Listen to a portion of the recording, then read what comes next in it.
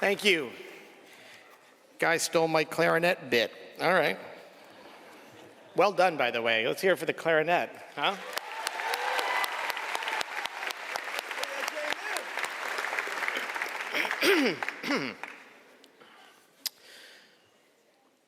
Faculty, staff, parents, family members, friends, invited guests, and of course, fellow graduates. As I stand here on this sun-drenched football field, on this hot June 1985 afternoon, looking at the wind-blown rows of corn and the horses prancing in the distance, I reflect on how far we've come since 1981, the year that we got both MTV and Pac-Man fever. Can you believe the 80s are already half over? But my mind turns to the graduates of the future. What will it be like for them, say, some 30 years from now? Will there still even be a Magruder High School? Will knowledge just be implanted at home? Will their clones take the SATs? Where will the seniors park their hovercraft? Not in that parking lot, I'll tell you that much. Boy, we're old. That was from my valedictory speech in 1985. Or it would have been if I had been valedictorian. Which I was not due to some obscure rules relating to, GPA and student activities and whatever. But now it's my turn. I get to speak to a Magruder graduating class. Congratulations, class of 2018.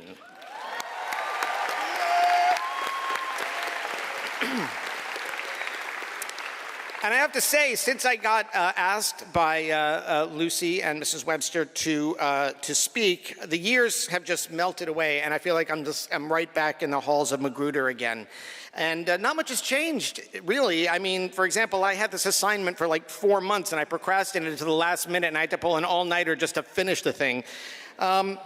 I was even tempted to pad the speech a little bit to get it the right length. You know what I'm talking about, but that's a childish cheat that someone would resort to in the 6th grade or 7th grade or 8th grade or 9th grade or 11th grade. You get my point. But here we are. I'm going to start by telling you a story. This is a story of a young man who graduated his high school with a dream. And in pursuit of that dream, he went to college, and he worked hard making that dream a reality. After college, he had some early success, but where others might have been satisfied with small successes, he was not. So he took risks, which paid off, and he began to achieve larger and larger successes, and he worked hard to become the best he could at his craft until he finally achieved his goals, his dreams, happy in his choices and proud of, if not somewhat humbled by, his life's work. Of course, I'm talking about nobody I know. Certainly not me, because that's not how my life went at all. The first part of that is actually true. I did know what I wanted to do. I knew I wanted to be an actor at an early age. And I did stick with it, but the rest of my life story is a circuitous mishmash of highs and lows, of failures and successes and failures, and surprises and question marks and sporks in the road and missteps that worked out for the best or did not work out for the best, and U-turns and sporadic employment and self-doubt and unbridled joy and commencement speeches. So I look at that life story from my point of view. It was a lovely introduction, by the way, but I'm going to tell you the truth. That's not exactly the trajectory. And I say to myself, who am I standing up here telling you guys anything? I'm an actor. I'm not like a rocket scientist or a rabbi or a senator, though I played all of those things. You can look it up on IMDb. So I would like to start by telling you what my graduation speaker said at our graduation. I'd like to, but I can't because I don't remember. I think I forgot after the first week or so what he said. Do you remember, Ms. Webster? Do you remember that? You don't. You don't remember either. No, I don't expect you to remember much of this either, to be quite honest. I'm sure half of you are all the way halfway to Ocean City as I speak. But I decided maybe I would ask other people. I crowdsourced the speech a little bit, as you may say. I put it out in the world of social media, or SocMed, as the kids are calling it. You're calling it that, right? You don't call it that. I didn't think so. Never mind. Forget I said it. Here's a list, a partial list of some of the suggestions I got back when I said, what should I tell a graduating class in 2018? See if they sound familiar in any way. Follow your dreams. Follow your passion. Follow your bliss. Don't follow the crowd. Be yourself. Be honest. Take risks. Everything in moderation. Live for today. Live in the moment. Enjoy the moment. Take personal responsibility. Don't tweet on Ambien. I don't know how that got in there, actually. Sorry. Didn't mean that one. Continuing. Vote. Invest in your 401k. Learn a trade. Pay off your credit cards. Floss. And that's my speech. Good night, everybody. No, you don't get off that easy. These are all fine suggestions, honestly. Sensible, true, and things you should probably follow. And I'm not discounting them. But my guess is you've heard these before, yes? You've heard some of these things, yeah? Follow your dreams and all things, yes? You can nod, I know you do. I see the tassels moving. There you go, thank you. You've heard them before, you'll probably hear them again. You'll probably someday even say them to your kids, and they will roll their eyes at you and say, I know, Dad, or something like that, before texting their friends how annoying you are. Or that might just be my kid, I don't know. So I started at square one. I said, how can I talk to you guys? This world is so vastly different, with so many different things going on than when I graduated in that cornfield. Right outside that door, there's a world that I wouldn't have recognized 30 years ago.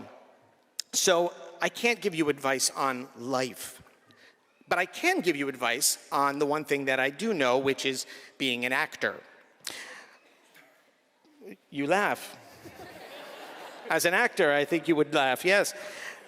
But I think it actually does. When I read over it, when I started writing it down, I realized that a lot of what drove me through my career as an actor and all the things that happened to me really do apply generally to life. At least I hope so. So I am going to read them to you now, a subsection of them in no particular order. And I'm going to tell you right now there are 8 of them. So you can count down, and every one of you that gets you that much closer to getting out of here. So advice number 1, you're going to fail.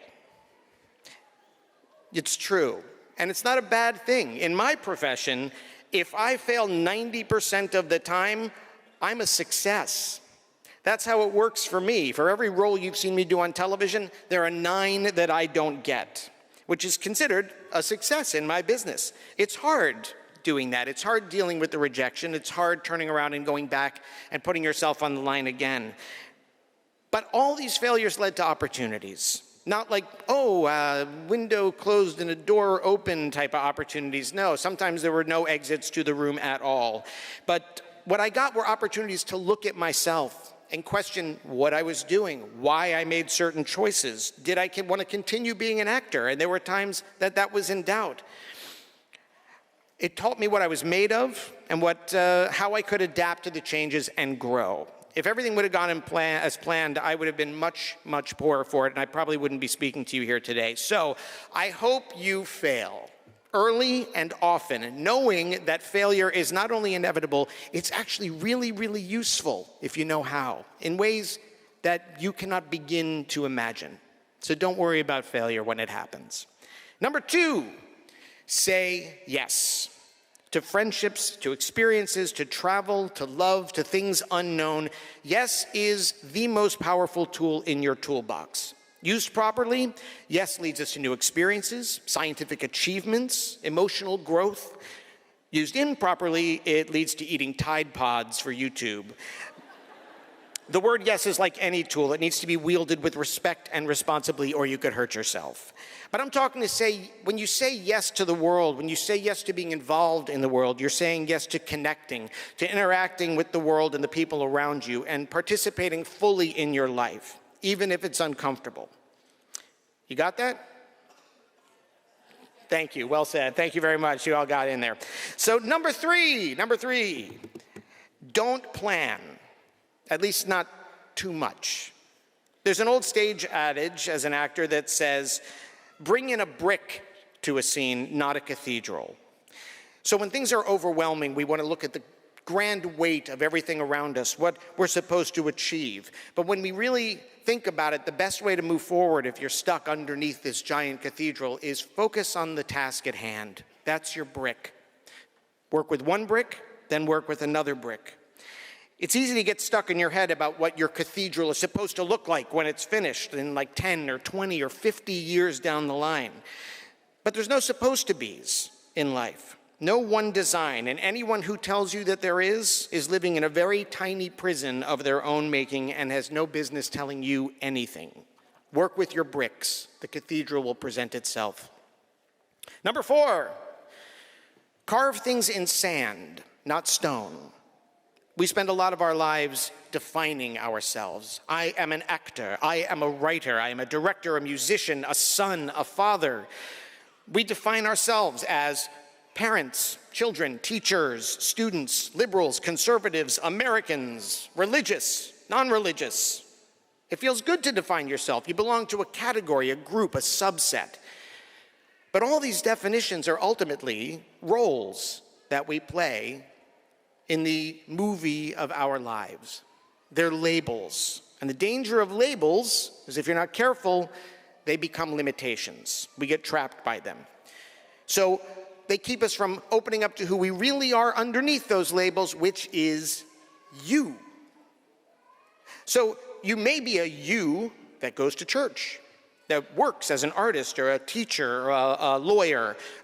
You're a you that is married or that has children or loves men or women or both, who goes to school, who supports certain causes and not others, who likes to play football, who's very good at hockey. But behind all of those labels is you. So take a moment at certain times in your life to be undefined by anyone, including yourself.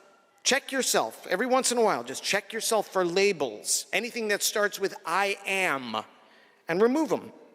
And that's how you begin to feel comfortable in your own skin out there. Number 5, it's okay to start over. My favorite 3 words these days are, I don't know. In that order, I don't know. There's going to be a lot of pressure if you don't have it already for you to know in life. How many people here are 100% sure what they want to do with their lives? Raise your hand. That's okay.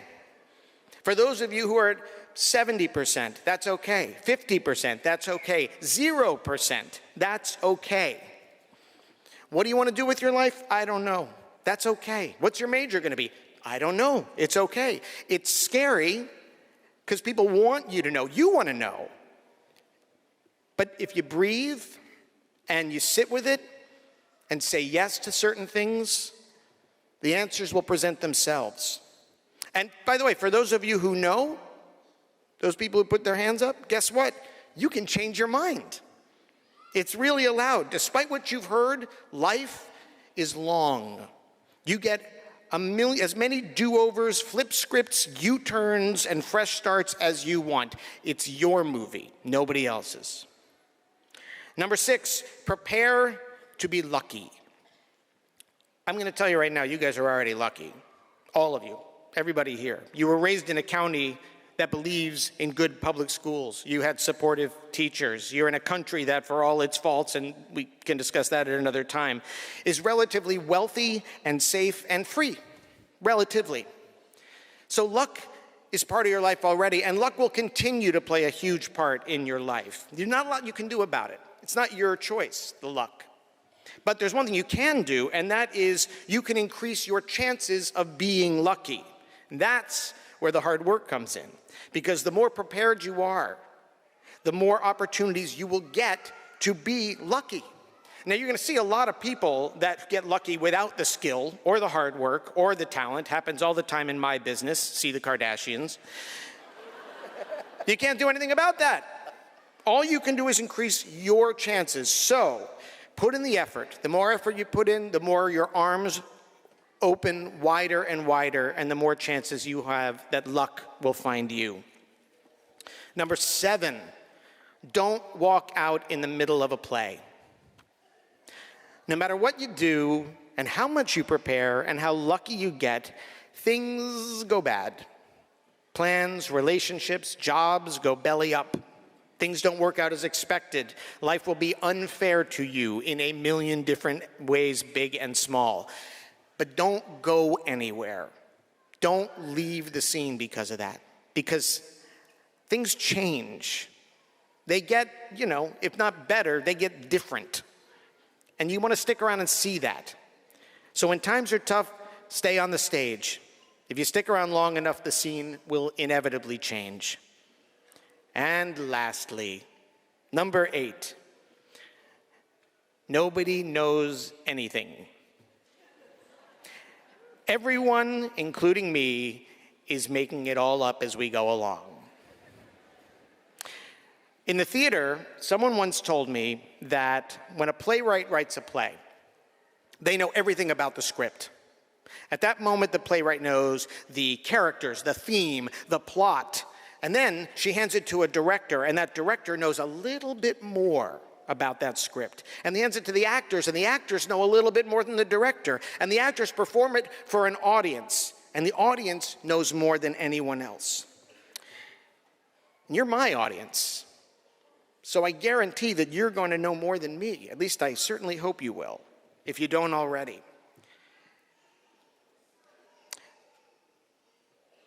So that's my story. You're the main character in your own play. You're the director, and you're also the playwright. You can rewrite it and rewrite it and rewrite it again and do over as many times as you want. Who says you can't? You're in charge, your script, your movie. So, class of 1985, that's my actor's advice for life to you. Fail. Say yes. Don't plan too much. Prepare for luck. Say, I don't know. It's okay. Find the you underneath all the roles you play. Write your story. And if you get that chance, maybe you'll get to speak to the Magruder graduates 30 years in the future. And if you do, maybe they'll tell you where they park their hovercraft. They got to have them by now, right? You got to think. Anyway, congratulations to you all. Thank you and best of luck.